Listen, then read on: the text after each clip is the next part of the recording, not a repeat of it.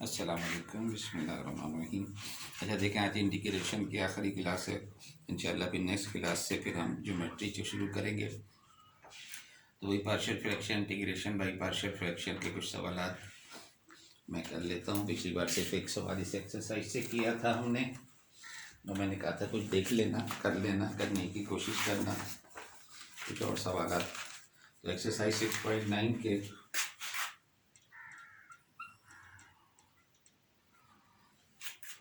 Question number 6 देखें।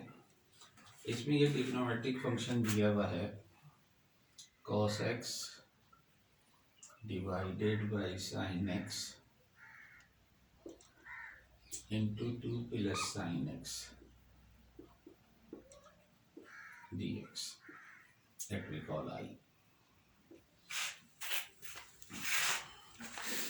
तो देखें, सवाल देख के आपको अंदाज़ा होना चाहिए कि डिनोमिनेटर में दोनों sin x है और उसको डेरिवेटिव sin x का cos x होता है जो ऊपर मौजूद है। तो पहले आप सब्स्टिट्यूशन कर लो और फिर उसके बाद ये कन्वर्ट हो जाएगा अलजेब्रिक फंक्शन में। तो put u is equal to sine X, तो जाहिर है D U will be cos X D X. तो ये पूरा cos x dx जो है वो du में कन्वर्ट हो जाएगा और देयरफॉर I बिकम्स ये cos x dx मिला के तो हो गया du, और नीचे आपके पास आ गया u इंटू यू प्लस 2 लिख लो या 2 प्लस यू लिख लो, जो लिखना चाहो। तो अब आपके पास ये जो चीज़ है ये आ गई है अलजेब्रिक फंक्शन में, और आप देख रहे हैं कि इसको पार्शियल फ्रैक्शन बनाना है। तो consider 1 upon u plus 1 that this is equal to a upon u plus b upon u plus 1 u plus 2, let me call equation 1। Multiply कर दोगे एलसीएम से तो 1 इज इक्वल टू ए के साथ u प्लस 2 आ जाएगा, b के साथ just u आ जाएगा। एक एक करके पुट कर दो। Put u is equal to 0, u को 0 पुट करोगे तो इस साइड पे तो आपके पास 1 ही रहेगा और यहाँ 2a आ जाएगा। इसका मतलब है कि a की वैल्यू हासिल हो गई 1/2। Now put u plus 2 is equal to 0, this implies u is equal to -2। जब -2 यहाँ पुट करोगे तो लेफ्ट साइड पे तो आपके पास इक्वेशन 1 ही रहेगा, या ये 0 हो जाएगा और ये आपके पास -2 भी आ जाएगा। इसका मतलब है कि b आपके पास -12 आ गया। तो a और b की वैल्यू हासिल हो गई। तो equation number 1 imply 1 upon u into U plus 1 is equal to 1/2 u, and minus है तो -1/2 u प्लस 2। ये आप इंटीग्रल में रख दें। Therefore I is equal to integral of 1/2, चाहो तो बाहर निकाल लो, दोनों में 1/2 कॉमन है, तो 1/u minus 1/u plus 2 du, जिसका इंटीग्रल 1/2 इंटीग्रेट कर दो तो ln u and minus ln u plus 2, और आखिर में आप c ऐड कर दें। ln को चाहो तो इकट्ठा कर लो, चाहो तो इस हाफ को भी पावर में ले जाओ, तो u अपॉन u प्लस 2 और इसकी पावर हो जाएगी हाफ प्लस c। तो आंसर यहाँ भी छोड़ सकते हैं, ये भी लिख सकते हैं। तो ये आपके पास u की फॉर्म में है, लेकिन अभी आप इसे वापस कन्वर्ट करो चूँकि आपने u सब्स्टिट्यूट किया था, तो that will be ln u को आपने साइन x रखा था तो sine x upon sine x plus 2 या 2 plus sine x, and and its power half plus c will be the answer. तो ये सवाल था जो मैंने कहा क्योंकि ट्रिग्नोमेट्रिक से सब्स्टिट्यूट करना था। एक इसी किस्म का एक और सवाल है, अगर आप ये क्वेश्चन नंबर 9 देखें, question number 9, integral of 2x dx divided by 1 plus x square and 3 plus x square।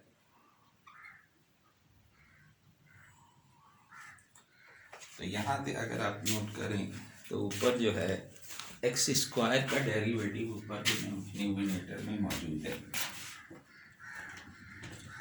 X square का डेरिवेटिव ऊपर मौजूद है, तो आप पहले सब्स्टिट्यूशन कर लो, क्योंकि अदरवाइज ये सेकंड केस का, केस थर्ड का बनता है, नॉन लीनियर है। लेकिन चूंकि इसका डेरिवेटिव ऊपर मौजूद है, तो अगर रिप्लेस कर लेंगे तो ये लीनियर बन जाएगा। लीनियर बनने से ज़ाहिर है केस 1 है, और तो केस 1 इसी तरह से आप इसे सॉल्व कर सकते हैं। तो पुट कर लो, put u is equal to X square, so that D U is equal to 2x dx। तो ये आपके पास सब्स्टिट्यूशन हो जाएगा।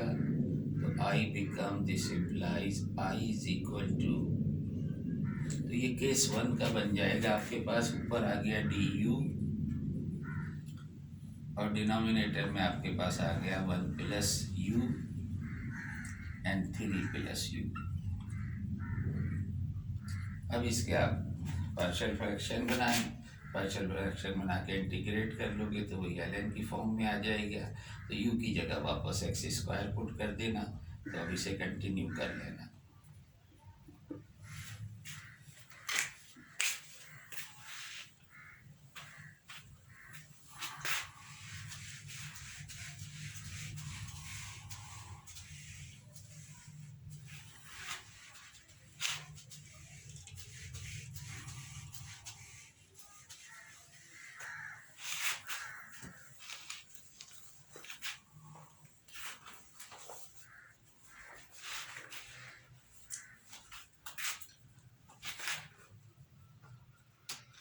एक सवाल ये देखें, question number 12, integral x cube plus 3 upon x square plus 4 dx। अब यहाँ अगर आप गौर करें तो डिनोमिनेटर में सिर्फ एक ही फैक्टर है, तो इसके पार्शियल फ्रैक्शन कैसे बनेंगे? लेकिन न्यूमिनेटर की डिग्री चूँकि ज़्यादा है, लिहाजा यहाँ पार्शियल फ्रैक्शन सिर्फ डिवीजन की हद तक रहेगा। तो डिवाइड कर दो, कंसीडर एक्स स्क्वायर प्लस 4 को से डिवाइड कर दो एक्स क्यूब प्लस 3 को, क्योंकि एक ही फैक्टर है डिनोमिनेटर में, तो इसलिए आपको सिर्फ, और न्यूमिनेटर की डिग्री ज़्यादा है तो डिवाइड करना तो होगा। तो x से मल्टीप्लाई करोगे तो ये आ जाएगा X cube plus 4x। Sign change कर दो तो ये -4x और प्लस 3 आपके पास रिमाइंडर है। तो you can write therefore X cube plus 3 upon x square plus 4 can be written as x, अगर चाहो तो माइनस कॉमन निकाल दो, 4x प्लस 3, तो ज़ाहिर माइनस कॉमन निकालोगे तो यहाँ माइनस हो जाएगा, अपॉन एक्स स्क्वायर प्लस 4। तो ये फैक्टर बना लिए, इसे आप i में पुट कर दो। Therefore i is equal to x। अब यहाँ भी आप बेहतर है कि अलग अलग करके लिख दो, -4x upon x square plus 4 लिख दो, और ये फिर प्लस हो जाएगा 3 upon x square plus 4 dx।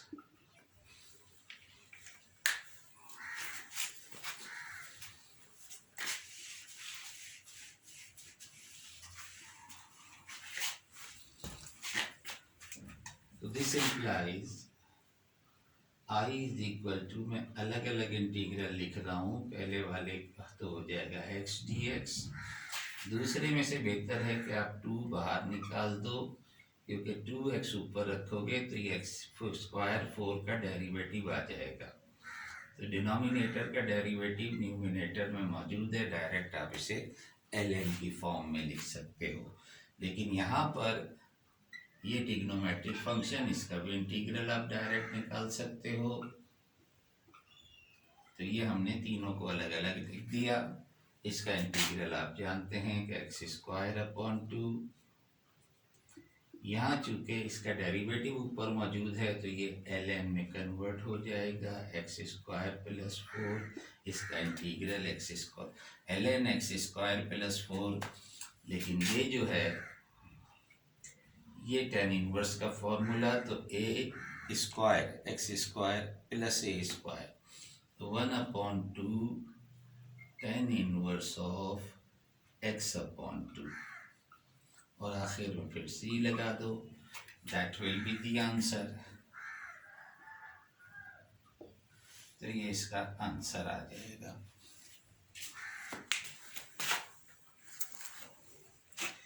अच्छा देखें, सवाल तो बहुत हैं, इसमें केस 4 के भी सवाल मौजूद हैं, लेकिन बस 1 से लेके और 14 तक इस एक्सरसाइज को आप 1 से 14 तक करें। क्वेश्चन नंबर 1 से क्वेश्चन नंबर 14 तक ही आपका समझें सिलेबस रहेगा। इंटीग्रेशन का यहाँ तक 14 तक, अभी इससे आगे बहरहाल बाकी सवाल कर लेना।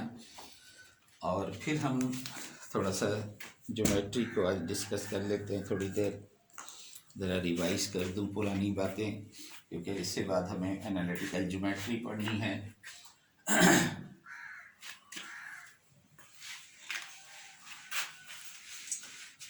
तो क्वाड्रेंट सिस्टम जो आप पिछले सेमेस्टर में ट्रिग्नोमेट्री में पढ़ चुके हो, तो आप जानते हैं कि कोई भी पॉइंट अगर यहाँ पर है x y is the point, तो फर्स्ट क्वाड्रेंट में एक्स पॉजिटिव होता है, यहाँ पर एक्स नेगेटिव होता है, यहाँ वाई पॉजिटिव, यहाँ वाई नेगेटिव, ये आपके पास 0 0 इज द पॉइंट, जिसे आप ओरिजिन कहते हैं। तो अब हमें बेसिकली इक्वेशन ऑफ लाइन से हम शुरू कर रहे हैं ज्योमेट्री। यूँ कह लें आपके एवरी डेफिनेशन लिख लो equation of line.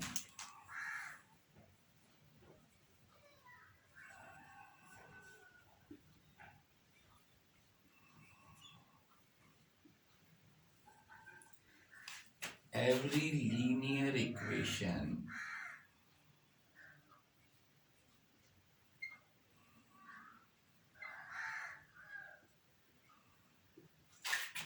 in two variables, variable is represent a straight line.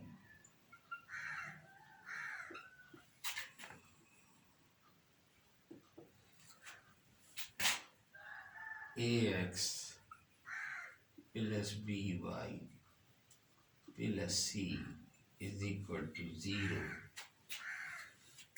बाज़ जगहों पे ऐसे भी लिखी जाती है और बाज़ जगहों पे ax plus by is equal to c।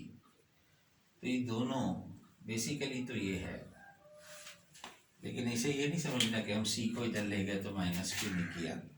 कुछ आपको ऐसे सवालात मिलेंगे जिसमें इस फॉर्म में इक्वेशन लिखी हुई होगी, तो जनरल फॉर्म ये है, लेकिन बाज़ जगह पे ऐसे लिखी होती है तो थोड़ा सा फर्क जाहिर है, दोनों में वही प्लस माइनस वाला ही होगा। तो लेकिन इसी को हम जनरलाइज फॉर्म कहते हैं। ये मैंने इसलिए लिख दी कि आपको कुछ सवालात में ऐसे लिखी हुई मिलेगी, तो फिर हम क्या करेंगे। तो this is the general form of the linear equation represent a straight line. तो इन दो वेरिएबल हैं x and y are the variable, a b c are arbitrary constant जो आपको गिवन होंगे, ये बाज़ औक़ात इनको मालूम भी करना होता है। तो इक्वेशन ऑफ लाइन तो ज़ाहिर है कोई भी इक्वेशन है लाइन की तो इसका स्लोप भी होता है, ये आप लोग जानते हैं कि लाइन का स्लोप होता है, और एंगल भी बना रहा है, स्लोप एंगल पे डिपेंड करता है। कैलकुलस में बहुत कुछ आपको मैं करा चुका हूँ। तो ये सारा कुछ जो है इक्वेशन ऑफ लाइन किस किस्म से होती है, जो कुछ भी है ये इंशाल्लाह फिर हम नेक्स्ट टाइम करेंगे। तो बस ये फ़िलहाल तो इसका थोड़ा सा आपको याद दिलाना था कि इसे याद कर लेना कि कैसे किया करते थे हम, इक्वेशन ऑफ लाइन क्या होती थी, क्योंकि ग्राफ भी बनाने हैं। ग्राफ आप स्ट्रेट लाइन की मैट्रिक क्लास में बना चुके हो, इस किस्म की इक्वेशन के ग्राफ आप वहाँ पर बना चुके हो।